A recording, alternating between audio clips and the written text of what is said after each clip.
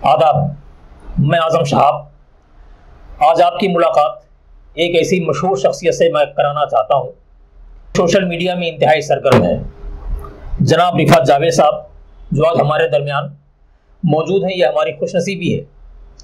मोहतरम के बारे में मैं इतना बता दूं कि ये जनता का रिपोर्टर नामी एक पोर्टल चलाते हैं।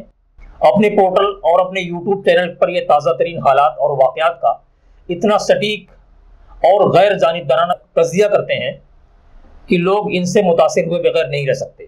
आप इनसे इनके वीडियोस या इनके पोर्टल के ज़रिए किसी न किसी हद तक वाकिफ़ होंगे।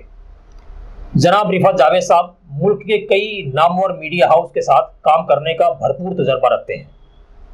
आज हम आपके दरमियान इन्हें इसलिए भी लेकर आए हैं कि इनके काम और इनके काम करने के तरीके से हम वाकिफ़ हों और ये जान सकें कि मुल्क में आज जो हालात हैं, इन हालात के दरमियान ये किस तरह इतना बेहतरीन काम कर पा रहे हैं। तो जनाब रिफात जावेद साहब हमारे दरमियान मौजूद हैं, मैं आपका इस्तकबाल करता हूँ। Thank you. सबसे पहले हजरत मैं आपसे सवाल ये करना चाहता हूँ कि आप अपने बारे में कुछ बताएं कि आप इस सोशल मीडिया के फील्ड में या वेबसाइट के जरिए किस तरह लोगों के दरमियान पहुँच पा रहे हैं और यहाँ तक पहुँचने का क्या जरिया रहा आपका। जो मैंने इसके पहले भी कहा है कि मेरी जो शुरुआत हुई थी आज से 23 साल पहले 90s के 90 की दहाई में शुरुआत हुई थी। वो ज़माना था, मैं जर्नलिस्ट कभी नहीं बनना चाहता था, मेरा ये कभी नहीं था। मैं एनसीसी का बेस्ट कैडेट था, ऑल इंडिया बेस्ट कैडेट था, और उसके बाद मुझे कनाडा भेजा गया जो कई 1700 में से 11 लड़कों को सरकार ने चुना, तो उसमें मैं भी एक खुशनसीब था। और फिर मैं कनाडा चला गया। उसके बाद ये था कि अब हम आर्मी ज्वाइन कर लेंगे, चूँकि हम जो भी एनसीसी का सी सर्टिफिकेट होल्डर होता था और बेस्ट कैडेट होता था उसके लिए सीडीएससी एग्जाम एग्जाम्प्ट होता था। सीडीएससी एग्जाम यूपीएससी कंडक्ट कराती है, बहुत ही टफ होता है, तो हमें उन मरहलों से नहीं गुजरना होता था क्योंकि हम ऑलरेडी बहुत सख्त एग्जाम दे चुके होते थे। तो हमारे लिए ये था कि it's a matter of formality कि अब हम कनाडा से आएंगे और एसएसबी के लिए हमें बुला लिया गया था बैंगलोर, हम वहाँ जाएंगे और वो भी एक फॉर्मेलिटी है, अब तो हम आर्मी में चले जाएंगे। और हमें बड़ा शौक था कि वो यूनिफॉर्म पहनेंगे और कंट्री के लिए कुछ करना है, लोगों के लिए कुछ करना है। ये अलग बात है कि आज हमें सबसे पहले जिहादी बुलाया जाता है, लेकिन ये हमारा पहला ये था। लेकिन कुछ ऐसे हालात हुए कि अच्छा, उसमें एक होता है कि ऑफिसर्स रैंक के लिए 22 साल की एक उम्र तय होती है और मेरा 22वां साल चल रहा था वो। तो वो मुझे जब आया तो एक ऐसा हालात पैदा हो गया कि मैं बिल्कुल मरते मरते बचा और डॉक्टर ने जवाब दे दिया था वो। तो उन्होंने मेरे ट्रैक रिकॉर्ड को देखते हुए फिर दोबारा कहा कि हम यूजुअली हम नहीं देते हैं दूसरा चांस, लेकिन आपके केस में हम आपको देंगे दूसरा चांस, आप आइए। लेकिन मैं इतना लागा और कमज़ोर हो चुका था कि लाठी लेकर के चलने लगा था। ये कलकत्ते की बात कर रहा हूँ, 90s की। तो बड़ा दिल बर्दाश्ता था, हार्ट ब्रोकन था कि अब क्या होगा, इतनी करीब इतनी मंजिल जो आप बहुत कम ही ऐसा होता है कि आप किसी चीज़ को हासिल करने का आज़्म करते हैं बचपन से और वो आप बिल्कुल करीब पहुंच जाते हैं और वो आपके अख्तियार के बाहर की चीज़ें आती हैं और फिर आपको वो महरूम कर देती है उन चीज़ों से। तो मैं बहुत ही दिल बर्दाश्ता था। लिखने का शौक़ था, स्कूल के ज़माने से मैं उर्दू अखबार में वो जो letters to the editor column होता था, चूँकि ओपिनियन मैं हमेशा बचपन से रखता आ रहा हूँ कि हर चीज़ में मेरी अपनी ओपिनियन होती है और मैं कभी भी इस चीज़ से मैं डरा ही नहीं कि मुझे अपनी ओपिनियन नहीं रखनी चाहिए, मैं रखता रहा, बड़ी शिद्दत के साथ रखता रहा। तो letters to the editor column में जो भी खबर मुझे मुतासिर करती थी, मुझे लगता था कि इसमें कुछ गलत है, तो मैं लिखता था। कौमी तंजीम पटना में था तो वो उसमें वो छपता था। कलकत्ते में जब आया तो अखबार मशीक में मैंने लिखना शुरू कर दिया और उन्होंने छापना भी शुरू कर दिया उर्दू में। इस तरह से वो खेल चल पड़ा। फिर हसन मिफ्ताही साहब थे, अल्लाह उनको जन्नत नसीब करे, हमारे पहले उस्ताद थे, वो one of the finest editors जिनके अंडर में मैंने काम किया है। तो वो उन्होंने कहा कि मैं तुम्हारी न सिर्फ इस्लाह करूँगा बल्कि तुम्हारी हौसला अफजाई भी करूँगा मैं। तो ये मेरे लिए बहुत बड़ी बात थी कि जो कोई गॉड फादर नहीं है, कोई नहीं है, और कलकत्ते में बिल्कुल नया नया था। तो लिखने लगे, वो भेजने लगे मुझे, कभी दिल्ली भेज दिया। तो दिल्ली आने का इसलिए भी शौक होता था कि राजधानी एक्सप्रेस से जा रहे हैं, तो हम जैसे लोग जो इकोनॉमी भी जनरल क्लास भी नहीं अफोर्ड कर पाते थे, अब राजधानी में जाएंगे तो वो 17 घंटे की जर्नी हमारे लिए बड़ी लग्जरियस होती थी। एनीवे, तो फिर वहाँ से जब हुआ तो फिर कई दोस्तों ने कहा कि अगर तुम बहुत ही इसको सीरियसली जर्नलिस्ट अगर बनना चाहते हो तो उर्दू से तुम किनारा कशी कर लो, बिकॉज उनके अल्फाज को मैं दोहरा रहा हूँ कि उर्दू के जर्नलिस्ट बनोगे तो भूखे मरोगे। और वो प्रैक्टिकली वो बता रहे थे कि उर्दू अखबारों की एक रसाई बहुत महदूद थी और जो उनके जर्नलिस्ट उस ज़माने में मुझे याद है कि जो मेरे दोस्त होते थे 1300-1400 रुपये की सैलरी उनकी होती थी आज के ज़माने में भी अगर उसकी इक्विवेलेंस अगर बनाइए तो मेरे ख्याल में 4-5 हज़ार रुपये की सैलरी रही होगी, तो बहुत काफ़ी नहीं था। हमारा ये था कि मुझे मेन स्ट्रीम पूरी आवाम तक पहुंचना है, जब जो भी काम करो तो बेहतरी के साथ करो। तो और इंग्लिश कभी पढ़ी नहीं, बिहार से पढ़ के आया था, तो अंग्रेज़ी मेरे लिए बहुत बड़ी हैंडीकैप थी। और इस बीच में कुछ ऐसा हुआ, खैर वो एक लंबा वाक़या है, ये मौका नहीं है, तो मुझे बहुत ही झिकझोर गया, किसी ने मुझे बेइज्जत कर दिया अंग्रेज़ी ना जानने की वजह से। तो मैंने ये ठान लिया कि मुझे अंग्रेज़ी सीखनी है, और अल्लाह की मदद रही कि मैं न सिर्फ अंग्रेज़ी सीखा, और कनाडा से आया था तो अंग्रेज़ी और थोड़ी भी मजबूत हो गई थी 7 महीना गुजारने के बाद। तो एक एशियन एज गया, चूँकि एशियन एज खबरों में है, तो मैं आपको बता दूं नया नया लॉन्च हुआ था कलकत्ते में। नाम लेना मुनासिब नहीं है, एक रेजिडेंट एडिटर थी, वो मुसलमान खातून थी। तो एशियन एज में मैं लेटेस्ट द एडिटर कॉलम में छपता रहा था। तो मुझे ये लगा कि अब मौका आ गया कि मैं बड़े आर्टिकल लिख सकता हूँ मैं। तो मैं उनके पास गया और उन्होंने वक्त दिया, फिर वहाँ गया तो और जो लिखा था, मैं कनाडा से जो आया था उसकी अपने एक्सपीरियंस को मैंने लिखा था, और उसका हेडलाइन दिया था experience of a life time, और उनको दिया और उन्होंने देखा। और बहुत ही मतलब हम तो थोड़ी मसलहत से भी काम लेते हैं, उन्होंने कोई किसी मसलहत से काम नहीं। Have you seen your face? Everybody has a dream to become a writer and they write crap and do you think you can become a writer? मेरा दिल टूट गया, मुझे लगा कि मैं इंग्लिश का राइटर हो नहीं सकता, शायद मैं उर्दू में ही थोड़ी सी ये करूँ तो ठीक है।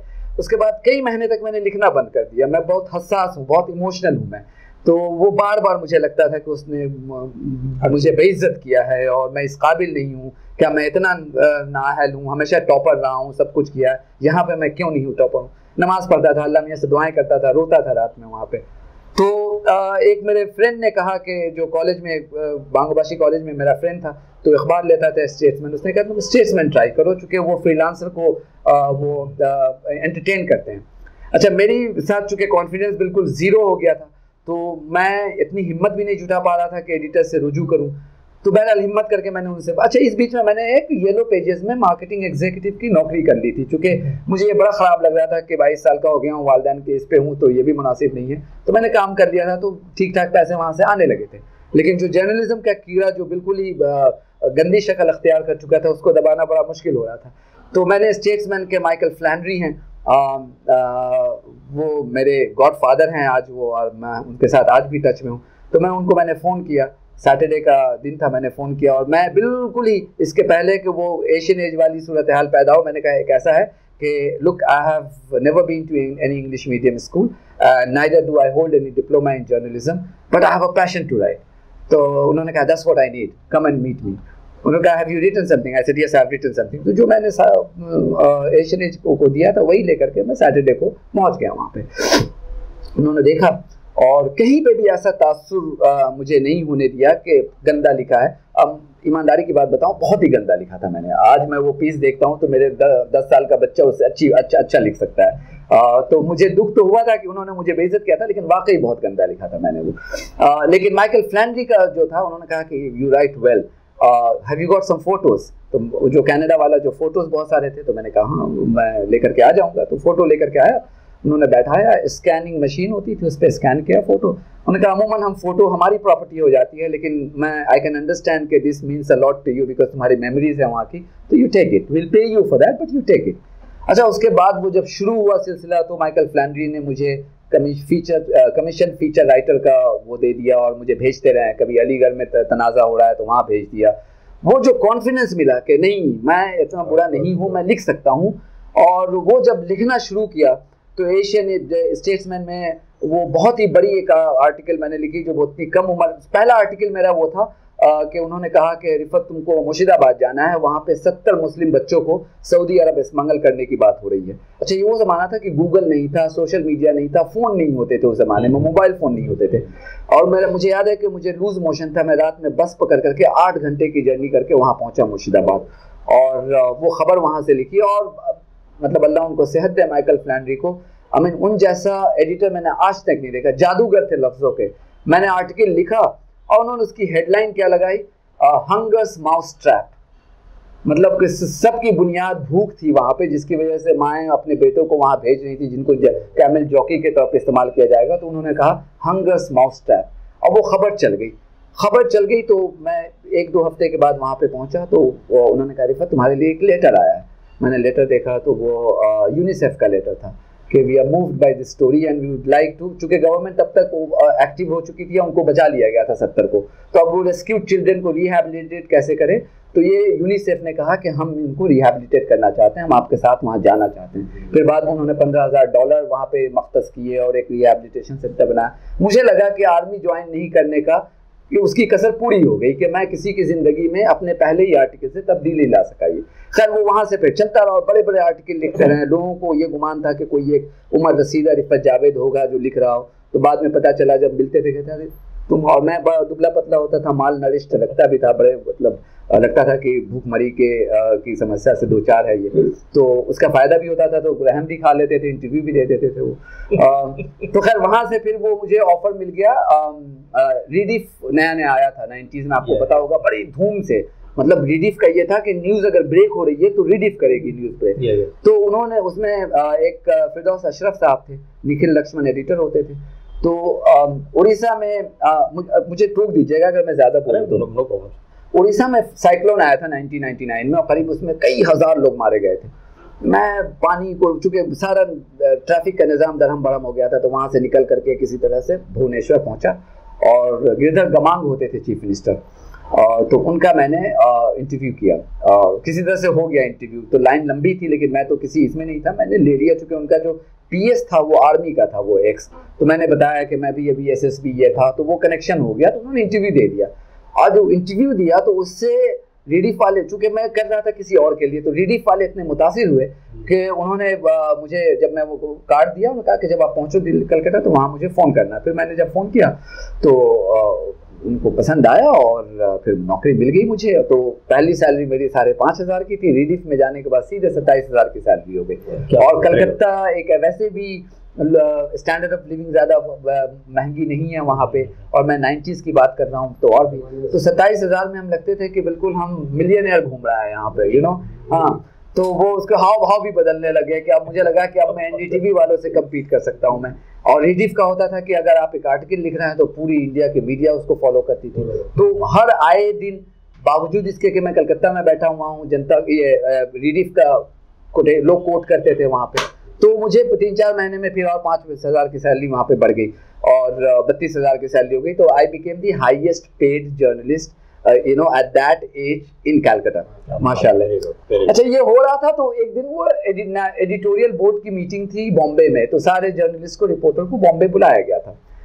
तो वहाँ पहुँचा, और फिर वहाँ से जब रमज़ान का महीना था, वापस लौट रहा था, तो जेट एयरवेज में वो अखबार देते हैं, तो अखबार में टाइम्स ऑफ इंडिया के पीछे में BBC का एक वो आया हुआ था, एडवर्टीजमेंट आया हुआ था कि they are looking for journalist for Hindi and Urdu, और anybody who has got experience in either of these two languages they can। तो लोगों ने, मेरा एक दोस्त था, वो ट्रैवल एजेंट था, तो उसे कहा रिफत तेरे लिए बनी है ये अप्लाई कर दे इसको। अच्छा, मुझे लगा, मैं बड़ा खुश हूँ, मुझे कभी फॉरेन जाने का शौक नहीं था, वो ऑलरेडी 19 साल की उम्र में आ चुका था, तो मैं इस पर आई स्लेप्ट ऑन इट, मैं भूल गया उसको। उसे कहा नहीं तेरे को करना है, तो मैं वो एक इंटरनेट कैफे भी चलाता, तो उस जमाने में इंटरनेट कैफे होता था वो, तो उसी के यहाँ कंप्यूटर से बैठ करके मैंने एक भेज दिया, वो हिंदी में भी और इंग्लिश में भी भेज दिया। हिंदी से जवाब नहीं आया, उर्दू से जवाब आ गया, और उन्होंने कहा कि हम आपको वॉइस मॉड्यूलेशन टेस्ट के लिए ब्रिटिश काउंसिल में बुला रहे हैं, तो वॉइस मॉड्यूलेशन में अगर आप ठीक ठाक हुए तो आपको इंटरव्यू के लिए बुलाया जाएगा। वॉइस मॉड्यूलेशन भी हो गया, फिर उसके बाद इंटरव्यू में दिल्ली गए, तो वहाँ भी कामयाब हो गया, फिर लंदन चले गए, और फिर लंदन में BBC उर्दू में मैं था 6 साल तक। bbcurdu.com मैंने लॉन्च किया था 2002 में। तब तक BBC उर्दू की कोई वेबसाइट नहीं होती थी इंटरनेशनल लेवल की, हम जो उर्दू में ब्रॉडकास्ट करते थे उसी ऑडियो को काट के वेबसाइट पे डाल देते, तो ये टेक्स्ट नहीं होता था वो। उसके बाद फिर मेरा 6 साल के बाद मैं एडिटर बन गया, तो BBC एशियन नेटवर्क में चला गया, वहाँ से फिर BBC जो वर्ल्ड न्यूज़ आप देखते हैं उसका मैं असिस्टेंट एडिटर बन गया, और इस बीच में मैंने ओलंपिक्स कवर किया। चूँकि मैं 4 ज़बानों में का ब्रॉडकास्ट करता था, उर्दू, हिंदी, बंगाली और इंग्लिश में, तो मुझे फौकियत दी जाती थी, क्योंकि BBC का पैसा बचता था कि 4 रिपोर्टर को भेजने के बजाय एक ही बंदा जा रहा, वो 4, और मैं ऑनलाइन का ठीक ठाक बहुत अच्छा ये था, तो मैं जो रेडियो के लिए बनाता था उसको ऑनलाइन के लिए भी खुद ही लिख देता था, और अपने वक्त में मैंने कभी शिकायत नहीं की मेरा वक्त इतना जा रहा है, क्योंकि मुझे लगता है यही मौका है मेरे लिए अपनी ब्रांडिंग का, और यही मौका है अपने फाउंडेशन को मजबूत करने का। तो मैं 16-16, 17-17 घंटे की शिफ्ट करता था लंदन में वो, और उसके बाद हो गया, तो फिर उन्होंने मुझे ग्लोबल न्यूज़ का इंटरनेशनल कोऑर्डिनेटिंग एडिटर बनाया, जिसमें जो मेरा लास्ट रोल था 19-20 कंट्री के जो स्टाफ थे वो मेरे अंडर में थे, जिसको मैं एडिटोरियल लीडरशिप देता था। जितने भी हसास एरियाज़ हैं, ईरान हो गया, सेंट्रल एशिया हो गया, कायरो हो गया, नैरोबी हो गया, तो हर हफ्ते कहीं ना कहीं मुझे विज़िट करनी पड़ती थी उनकी डेवलपमेंट के लिए और उनकी इस्लाह के लिए, सब कुछ के लिए। उसके बाद वो फिर अरुण पुरी साहब से मुलाकात हुई, तो वहाँ पे मैं एक प्रोजेक्ट में कर रहा था कि जो पूरी दुनिया में जो बीबीसी के स्टाफ बिखरे हुए हैं उनमें कोई इंटीग्रेशन नहीं हो रहा है, सब अपनी अपनी डफली अपना अपना राग दिए कर रहा है। कि वो हुआ ये था कि अमेरिकन एक प्लेन आ रही थी कजाकिस्तान, रशिया से आ रही थी, कजाकिस्तान में क्रैश कर गई थी, वो अफगानिस्तान आना था उसको रसद का सामान लेकर के। अब उसमें ये हुआ कि हमारी टीम जो मॉस्को में बैठी हुई थी वो अपनी रिपोर्ट की जा रही है, कोई कॉन्वर्सेशन कजाकिस्तान की टीम से नहीं हो रही है, काबुल की टीम से नहीं हो रही है। तो from the audience point of view एक ही स्टोरी पे उसके पास सडनली 50-60 रिपोर्ट आ रहे हैं, तो कौन पढ़ेगा इसको?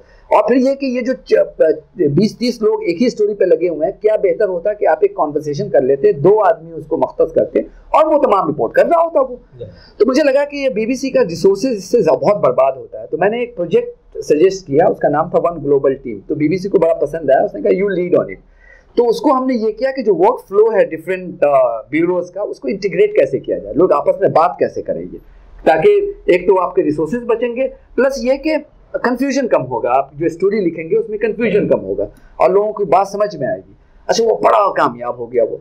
तो जब अरुण पुरी साहब से मुलाकात हुई, ऐसी कॉफ़ी पे मिले थे, तो जब उन्होंने कहा कि क्या कर रहे हो, तो मेरा सबसे ताज़ा प्रोजेक्ट ये था। मैंने कहा मैंने तो अभी ये किया ना, feeling very proud of it. तो हैरान हो गया, उन्होंने कहा तुमने 19 कंट्री को एक साथ कर दिया, हम 4 चैनल को एक साथ नहीं कर पा रहे हैं यहाँ पे, तो if we give you an offer will you accept it? मैंने कहा भाई ना, क्योंकि अब इंडिया आ गए थे तो मुझे लगा कि बस तो इंडियन मीडिया में ही है, फन तो इंडियन मीडिया में ही है, यहाँ पे किंग तो वो है, तो वो क्यों, और अगर रोल अच्छा होगा तो उनका मैं आपको मैनेजिंग एडिटर इनपुट 4 चैनल का मैं आपको बनाऊंगा और सैलरी भी उस हिसाब से माशाल्लाह अच्छी थी। तो मैंने कहा आई विल टेक इट, तो मैंने ज्वाइन कर लिया। और कौन से चैनल? वो इंडिया टुडे, सॉरी आज तक, हेडलाइंस टुडे उस जमाने में होता था, जो अभी इंडिया टुडे हो गया है, दिल्ली आज तक और तेज, ये 4 चैनल का मैं मैनेजिंग एडिटर था। उन्होंने जितनी भी रिपोर्टिंग स्टाफ थी और स्टिंगर की जो टीम थी पूरे इंडिया की, वो मेरे अंडर में करती, तो 350-400 लोगों की थी। और चलाओ उसमें। उसके बाद डिजिटल का मेरा ये था, मैंने पहला ये किया कि जितने टीवी के रिपोर्टर हैं ये सब सुस्त हो गए थे, बहुत लेजी हो गए थे, फैट तनख्वाह लेकर के जा रहे थे, लेकिन काम करने वाला कोई नहीं था। मैंने कहा मैंडेटरी है कि जो रिपोर्ट तुम टीवी के लिए करोगे वो तुम ऑनलाइन के लिए लिखोगे। ये चीज़ मैं 2003 में कर चुका हूँ, मैं तुम्हें 2013 में करने के लिए कह रहा हूँ, इसको करना पड़ेगा। अच्छा, उससे ये हुआ कि उस ज़माने में हमारी आज तक की जो सोशल मीडिया रीच थी ट्विटर पे 250 मिलियन थी, 2.5 लाख थी। विदिन 10 मंथ्स हम 1 मिलियन क्रॉस कर गए। अच्छा, और यूट्यूब पे हमारा नंबर तेजी से बढ़ता गया। ऑनलाइन में हमने टाइम्स ऑफ इंडिया को बीट कर दिया। टाइम्स ऑफ इंडिया उस जमाने में अनडिस्प्यूटेड नंबर 1 था, हमने उसको बीट कर दिया। तो वो बड़ी तेजी से हुआ। अच्छा, तेजी से जब हुआ तो सडनली लोगों ने रियलाइज किया, कह रहे ऑनलाइन से तो पैसे भी आ रहे हैं, मतलब तो यूट्यूब के मोनेटाइजेशन होने लगे बहुत ज़बरदस्त तरीके से। फिर हमने सिंडिकेशन किया मिडिल ईस्ट की टेलीफोन कंपनीज के साथ, जिनको हमने कंटेंट प्रोवाइड करना शुरू किया, उससे पैसे हैं। तो पहले 10 महीने में मालूम ये हुआ कि हमने 35 करोड़ कमा लिए सिर्फ डिजिटल ऑफरिंग से। तो ये एक बड़ी तेजी से हुआ। बहरहाल तो ये तमाम चीज़ें हुई, लेकिन उसी बीच में फिर लोकसभा इलेक्शन आ गया और मैं चूँकि ट्विटर पे अपने ख्यालात बहुत शिद्दत से रखता हूँ, जो मैंने आपको कहा था, वो मेरे लिए जानलेवा साबित हुआ। और किसी नफरतों के शहंशाह जो आज बहुत ही ये हैं, उन्होंने फ़ोन कर दिया और कहा कि इलेक्शन में जाना है तो इन साहब से नाता तोड़ना पड़ेगा। तो मुझे कहा गया कि आप चले जाइए, तो मैं चला गया वहाँ पे। और उसका मलाल नहीं है, उसका मलाल इसलिए भी नहीं है कि देखिए हस्बैंड वाइफ की रिलेशनशिप नहीं चलती है, बॉयफ्रेंड गर्लफ्रेंड की नहीं चलती है। तो प्राइवेट एक कंपनी था, तो मुझे पहले से पता था कि ये एक नतीजा हो सकता है। तो 2013 में मार्च में मुझे, 2014 मार्च में 10 महीने के बाद मुझे कहा गया कि अब आप मुस्तफ़ी हो जाइए और 3 महीने तक आप बैठ करके तनख्वाह लीजिए। तो मैंने कहा 3 महीने में इलेक्शन का भी मौका है, उससे फ़ायदा उठा लीजिए। तो उनका जवाब यह था कि वही तो नहीं लेना है आपसे, वही तो फ़ायदा नहीं उठाना है आपसे, बस आप बैठे रहिए। और उन्होंने गाड़ी दे रखी थी, उन्होंने कहा गाड़ी भी यूज़ कीजिए और बैठ करके आराम कीजिए। तो उसके बाद फिर मैंने जनता का रिपोर्टर लॉन्च किया। ये मेरा बहुत लंबा मैंने अपना बैकग्राउंड दे दिया, लेकिन उसको काट लीजिएगा। बहुत मरबूत है जी। वही कहाँ से कहाँ ये मामला चलता रहा। बहरहाल ये इतनी बातें बताने के लिए बहुत बहुत शुक्रिया। हम आपसे ये जानना चाह रहे हैं आपकी जनता के रिपोर्टर के बारे में। जी, आपने फिर जब ये वहाँ से निकलने के फौरन बाद आपने जनता नहीं, तो वहाँ से निकलने के बाद मैं बेकार रहा, और चूंकि बेकारी मुझे खली नहीं पैसे मिल रहे थे वो, उसके बाद हमने ये मन बना लिया था कि अब जिस लेवल पे मैं हूँ उससे नीचे तो मैं नहीं जा सकता। मतलब 4 चैनल का हेड रहने के बाद अब उससे नीचे तो जाने का सवाल ही नहीं होता। और मैं 26 मई के बाद हालात मुल्क में ऐसे बदले कि उसमें ये बिल्कुल मुझे वाज़ेह हो चुकी थी ये बात कि मेरे नाम के साथ तो मुझे किसी चैनल का हेड कोई बनाएगा नहीं, और जो ख्यालात हैं मेरे, तो मैं प्रैक्टिकल हूँ, तो मुझे एहसास हो गया था। तो फिर एज अ फैमिली हमने डिसाइड किया कि टाइम टू गो बैक। मेरे बच्चे सारे बरतानवी शहरी हैं, 3 बच्चे हैं मेरे, घर भी वहाँ पे था ही, तो हमने कहा कि वापस चलते हैं, कुछ कर लेंगे वहाँ पे। वाइफ भी क्लिनिकल साइकोलॉजिस्ट है, मैंने कहा कुछ कर लेंगे, वैसा क्या है, टैलेंट है तो कुछ कर लेंगे। तो उस बीच में IIT रुड़की से मुझे एक इनविटेशन आया। टेडेक्स टॉक एक होता है, टेडेक्स टॉक में बोलने के लिए, जो ग्लोबल एक प्लेटफॉर्म है टेडेक्स टॉक का। तो उन्होंने कहा कि टेडेक्स टॉक पे हम चाहते हैं कि आप मीडिया पे आकर के बोलिए, मीडिया एथिक्स पे बोलिए। तो मैंने वहाँ पे जाकर के बोला, और जो अंदर की बात थी सारी बातें मैंने बताई कि कैसे होता है, क्या होता है, और कलमा फिक्रिया है, ये सब तमाम चीज़ें। तो जब ये टेडेक्स टॉक हो गया तो उन्होंने फिर कहा कि और आपके क्या अज़ाम है। मैंने कहा I'm going back now। तो उन्होंने कहा क्यों जा रहे हैं। मैंने कहा बताया, एक मतलब अपने बच्चों की हिफाजत चाहिए, अपनी सेफ्टी चाहिए, और यहाँ पे मुझे नहीं मिलने वाली है, मुझे कोई नौकरी नहीं देगा। ऐसा नहीं कि मैं बुरा जर्नलिस्ट हूँ, 23 साल से, उस ज़माने में 18 साल, मैंने कहा 18 साल से जर्नलिस्ट हूँ, बड़े टॉप लेवल पे किया। तो ऐसा नहीं कि ओवरनाइट में बहुत ही ख़राब हो गया। मैंने कोई माली खुर्द-बुर्द नहीं की है कि जिसकी वजह से मुझे निकाला गया। मेरा कोई कैरेक्टर ढीला नहीं है कि जिसकी वजह से निकाला गया। ईमेल पे हमारे कहा गया कि ये बिजनेस रीजन है जिसकी वजह से हम आपको निकाल रहे हैं, ईमेल पे। तो मैंने कहा मैं जा रहा हूँ। तो उनका सब चले जाएंगे, तो ये सिस्टम को क्लेंस कौन करेगा।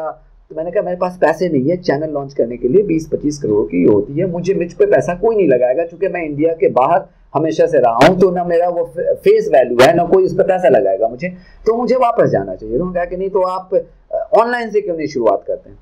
मैंने कहा good idea, I can actually give it a try. मुझे लगा कि अगर IIT मेरे साथ है तो फ्यूचर के CEOs यही हैं, तो एक बहुत बड़ा मार्केट ऑलरेडी हमारे साथ है ये।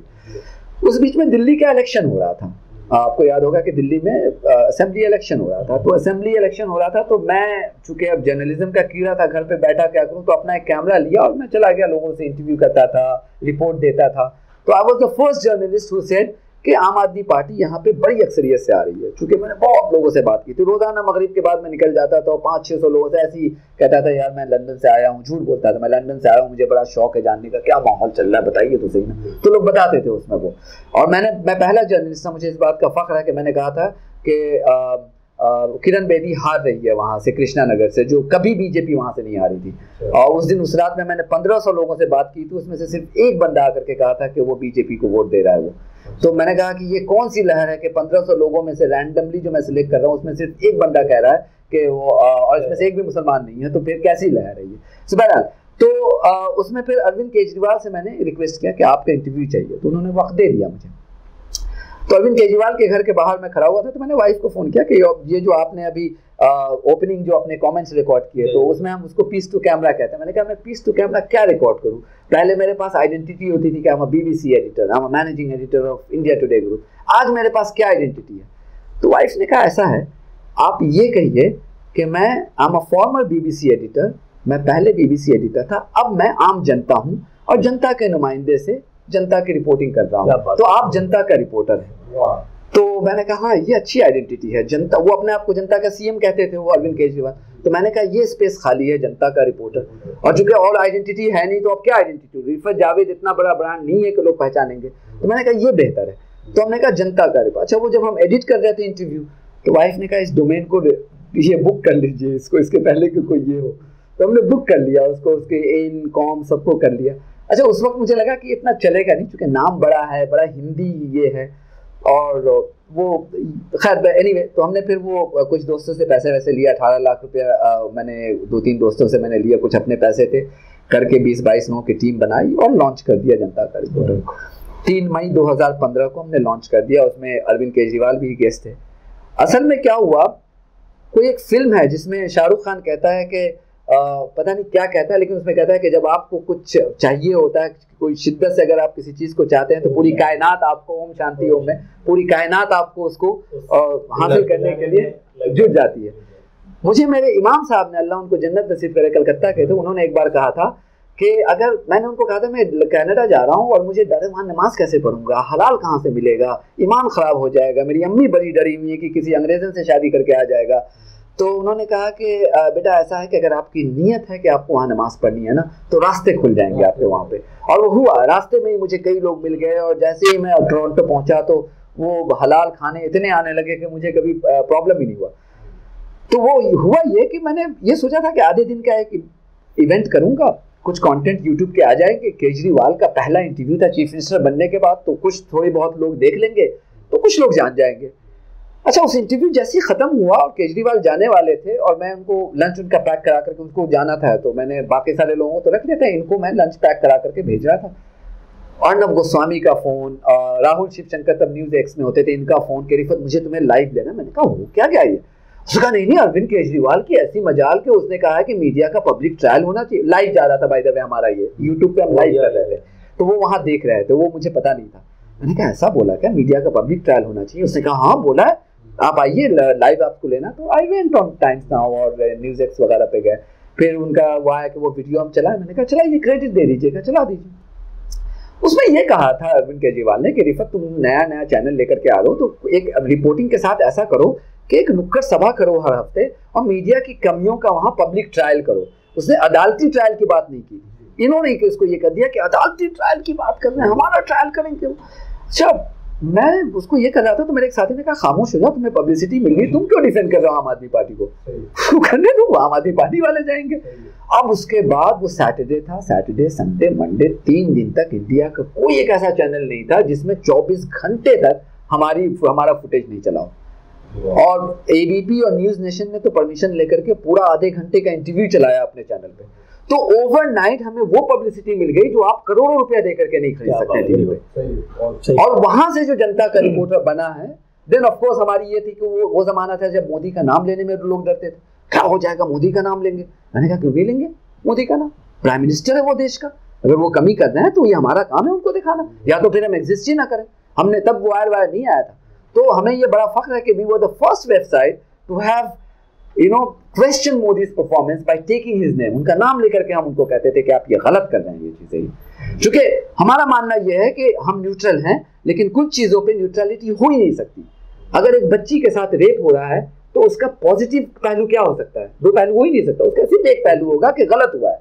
अगर किसी बच्चे को मारा जा रहा है तो उसमें 2 पहलू नहीं हो सकता। आप बैलेंस कहां से बैलेंस कीजिएगा? क्या मारने वाले का आप इंटरव्यू लीजिएगा? जो बच्चा मरा है वो मरा है, वो फैक्ट है वो। तो हम 3 चीजों पे हम कहते हैं कि हमसे न्यूट्रलिटी की उम्मीद मत कीजिए।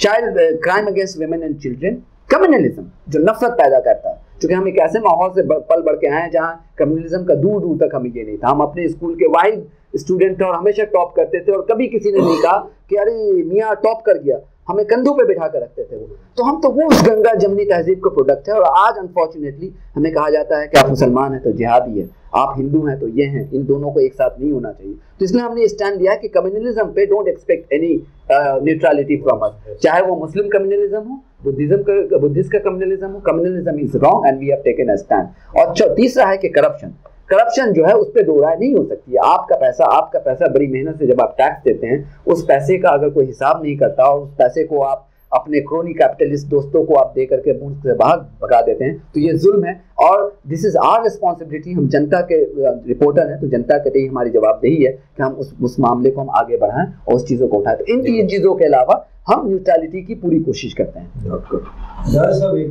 सवाल है कि जिस तरह से आपने बैरून अक़वामी सफ़र किया और सफ़र के उरूज पे थे और आज भी माशाल्लाह है, तो जिस सोच के साथ आपको निकाला गया, ये गोदी मीडिया इस दहशत के माहौल से कब मिल गया? देखिए, मैं गोदी मीडिया नहीं कहता हूँ इसको। देखिए, मैंने उस दिन भी कहा था और टेडेक्स टॉक में मैंने सबसे पहले ये वर्ड क्वाइन किया था कि हम वॉच डॉग हैं, हमारा रोल ही वॉच डॉग है। वॉच डॉग क्या करता है? आप गलत कुछ कर रहे हैं, फौरन आपके खिलाफ कार्रवाई होगी और आपको सीधा किया जाएगा। एक डर होता है। ब्रिटेन में टीवी चैनल्स का और मीडिया का एक वॉच डॉग है जिसको ऑफकॉम कहते हैं। तो अगर बीबीसी ने कोई खबर गलत चला दी और ऑडियंस को मिसलीड कर दिया या कोई और चैनल ने कर दिया, तो इमीडिएटली ऑफकॉम नोटिस लेती है और लाखों पाउंड का जुर्माना लगाती है और उसको आप अपील नहीं कर सकते, आपको देना पड़ेगा। तो हम जो वॉच डॉग होते थे, हम यही खौफ हम पॉलिटिशियन में हम पैदा करते थे, जर्नलिस्ट। कि गलत करोगे नंगा कर देंगे जनता के सामने में, फिर दोबारा तुम वोट मांगने के काबिल नहीं रहोगे।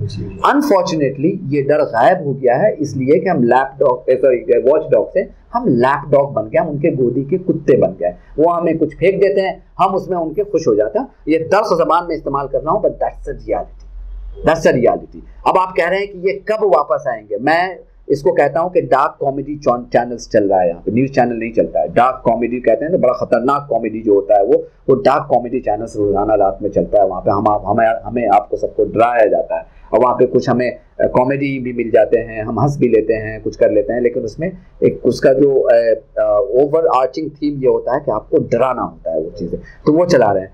ये वो लोग हैं जिनका अपना ज़मीर नहीं होता है, ये वो लोग हैं, पहले इन्होंने किसी दूसरे सरकार की हाँ में हाँ मिलाई थी। इनकी मजबूरी और इनका सिर्फ एक पेशा यह है कि पैसा। ये नहीं होता है कि हमने 25 करोड़ इन्वेस्ट किया है तो अगर 30 करोड़ आ जाएगा तो चलो सही है कि 5 करोड़ हमने फिर भी कमा लिया। इनका टारगेट सेट होता है, वो लोगों को पता नहीं है। मैंने 4 चैनल चलाए तो मुझे पता है कि क्या कॉन्वर्सेशन होता है कि साल के शुरू में फाइनेंशियल ईयर में कि इस साल हमारे चैनल का टारगेट कितना होगा। वो टारगेट 5 करोड़ नहीं होता है, सैकड़ों में होता है कि 350 पिछले साल था तो इस मतलब 400 करोड़ किया जाए। कैसे कीजिएगा?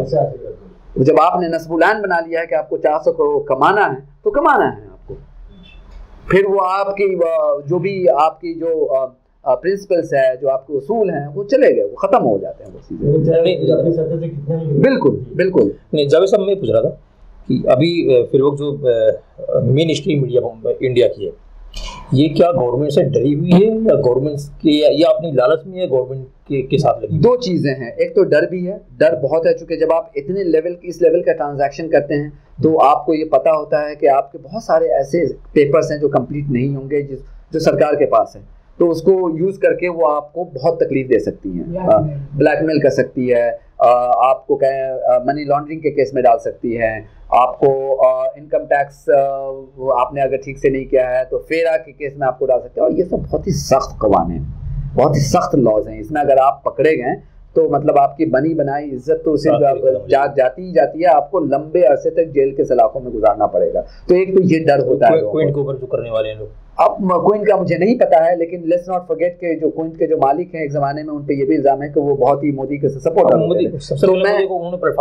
हाँ, तो मैं उन पे कोई राय नहीं देना चाहता कि वो क्या वजह है क्या, चूंकि मुझे हकीकत यह है कि मुझे नहीं पता है ज्यादा उनके बारे में कि क्या क्या वजह है, तो उस पर स्टैंड लेना मेरे लिए मुनासिब नहीं होगा। ये चीजें ये अलग बात। अच्छा, एक चीज और ये कि जस्ट बिकॉज मैं मोदी को हेट करता हूँ, मैं हर चीज को मतलब आंख बंद करके उसको सपोर्ट नहीं, उसकी मुखालफत नहीं कर सकता मैं, तो ये है। लेकिन दूसरा जो पहलू ये है वो लालच है, वो कि दुनिया में, पूरी दुनिया में जितनी भी डेवलप्ड डेमोक्रेसी देखिए, यूके में मैं मिसाल देता हूँ कि पूरे यूके में सिर्फ 2 चैनल हैं, एक स्काई न्यूज़, एक BBC न्यूज़, और बाकी जो 2-3 चैनल हैं वो दिन भर एंटरटेनमेंट करते हैं, शाम में 1 घंटे का बहुत ही जामे न्यूज़ बुलेटिन देते हैं, वो बहुत ही ग्लोबल उसका स्टैंडर्ड है वो। तो ये वहाँ पे होता है, उनका मकसद कभी प्रॉफिट नहीं होता। वहाँ यूके में जो स्काई न्यूज़ है वो हर साल लॉस में जाती है वो, लेकिन उनकी टेक्नोलॉजी देखिएगा, अगर डॉक्यूमेंट्री बना रहे हैं तो वो टेक्नोलॉजी इंडिया में आने में 10 दिन लग जाएंगे। तो पूरा इन्वेस्ट करते हैं न्यूज़ में वो, लेकिन किसी चीज़ में वो कॉम्प्रोमाइज़ नहीं करते हैं वो। रिफत जावेद साहब, हम आपसे ये जानना चाह रहे हैं कि आप ये जो काम कर रहे हैं, इसमें कभी आपको हुकूमत की जानिब से कोई रुकावट, कभी किसी तरह की कोई आपको काम से रोकने की कोई भी कोशिश हुई? मतलब वैसी तो नहीं हुई कि कभी कोई धमकी आई हो या रेड हुए हो, रेड्स हुए हो हमारे यहाँ, लेकिन यह है कि डर तो लगा रहता है खुद अपने बारे में, बच्चों के बारे में। हमेशा ये लगा रहता है कि कोई पीछे से कोई हम पे नज़र रख रहा है। वो हम पे रेड शायद इसलिए नहीं कर रहे हैं कि मेरे ख्याल में हमारे पास कुछ है ही नहीं ना। वो तो आएंगे, इनकम टैक्स वाले आएंगे, तो मैं तो ये कहता हूँ कि उल्टा शायद रहम खा करके हमें कुछ दे करके चले जाएंगे वो।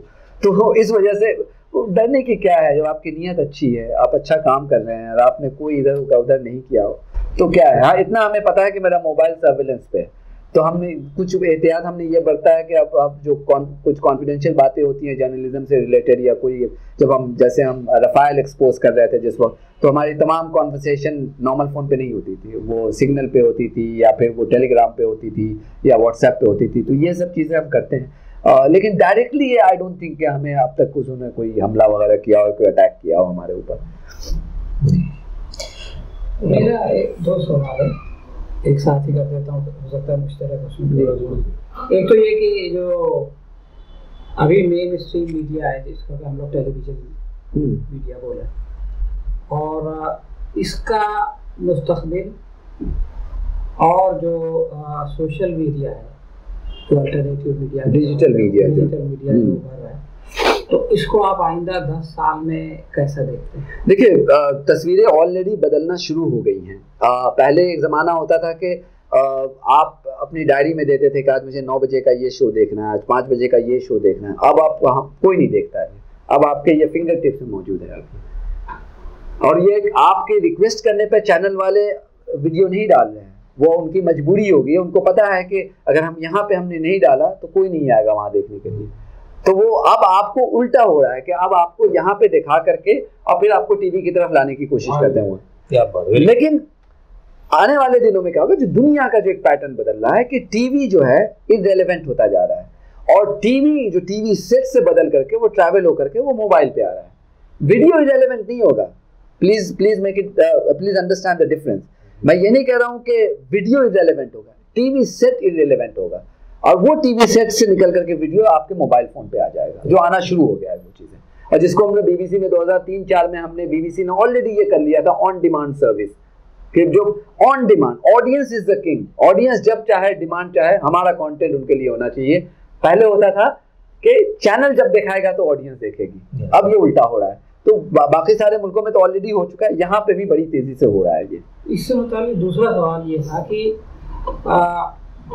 अभी उम्मत के अंदर या पूरी सोसाइटी के अंदर ये रुझान है कि भाई मेन स्ट्रीम मीडिया में हमारी आवाज़ नहीं आ रही है, इसलिए हम जो है वो अल्टरनेटिव मीडिया में जाएंगे।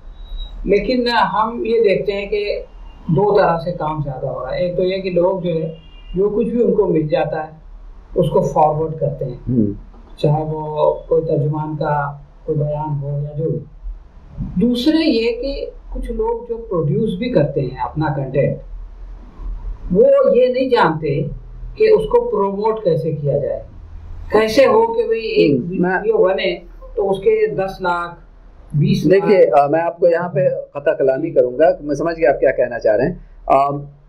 जब कभी भी इस चीज़ का ऑब्जेक्टिव मत बनाइए कि मैं ये कंटेंट क्रिएट कर रहा हूँ तो इसको हमें 1 मिलियन व्यूज चाहिए। मैंने जनता का रिपोर्टर लॉन्च करने के पहले कभी मैंने नहीं कहा था, सोचा था कि पूरी इंडिया की मीडिया हमें कवर कर रही होगी 3 दिन तक। अगर मैंने शायद ये किया होता तो शायद वो इंटरव्यू में ठीक से नहीं कर पाता। तो अपने आप को नेचुरल रखिए, कंटेंट पे फोकस कीजिए। अगर आपने सब्जेक्ट के बारे में सोचा है तो, और बहुत स्ट्रांगली सोचते हैं, तो सब्जेक्ट को कैसे पावरफुल बनाया जाए अपने टैलेंट को यूज करके, उस पर फोकस कीजिए। अगर आज के दिन में, चूंकि आपने डिजिटल का जो ये किया है कि डिजिटल जर्नलिज्म ने, डिजिटल मीडिया ने लोगों को बहुत एम्पावर कर दिया है। अगर आपके पास कंटेंट अच्छा है तो वायरल होने में यूं देर नहीं लगती है, आपको कुछ करने की जरूरत नहीं। बाय द वे, हमने आज तक 1 पैसा खर्च प्रमोशन में नहीं किया है, और आज हमारा अगर फेसबुक पे देखें कंबाइन हमारा अगर रीच है करीब 5 लाख से ज्यादा है, और 1 पैसा हमने खर्च नहीं किया है। ट्विटर पे हमने 1 पैसा खर्च नहीं किया है।